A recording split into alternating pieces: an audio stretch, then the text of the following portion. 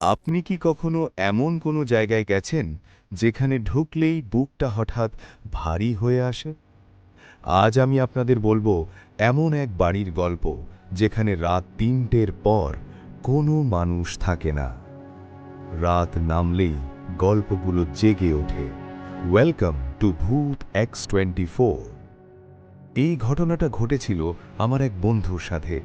সে নতুন চাকরির জন্য শহরের বাইরে একটা পুরনো এলাকায় ভাড়া নেয়। বাড়িটা ছিল অদ্ভুত, চারপাশে নীরবতা, পাশের বাসাগুলো প্রায় ফাঁকা। প্রথম রাতেই সে টের পেল ঘড়িতে ঠিক ৩টে বাজার সাথে সাথে ওপরের তলা থেকে পায়ের আওয়াজ। কিন্তু সমস্যা একটাই, ওপরের তলায় কেউ থাকতো না। দ্বিতীয় রাতে আওয়াজ আরও পরিষ্কার, হেঁটে আসছে, থামছে, আবার হাঁটছে। সে দরজা খুলতে যাবে, ঠিক তখনই দরজার বাইরে কেউ ফিস ফিস করে বলে ওঠে, দরজা খুলিস না। ঘাম দিয়ে শরীর ভিজে যায়। ঘড়িতে তখন ৩:১১। হঠাৎ বিদ্যুৎ চলে যায়।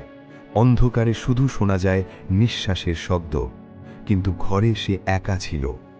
পরদিন সে জানতে পারে এই বাড়িতে আগে এক পরিবার মারা গিয়েছিল, ঠিক রাত ৩টের সময়। সেই রাতেই সে বাড়ি ছেড়ে চলে আসে। কিন্তু আজও নাকি রাত ৩টায় বাড়িটার জানালা দিয়ে আলো জ্বলে ওঠে। যদি আপনি এমন গল্প আরও শুনতে চান, তাহলে ভূত X24-এ সাবস্ক্রাইব করুন, কারণ হয় এখানেই শেষ নয়।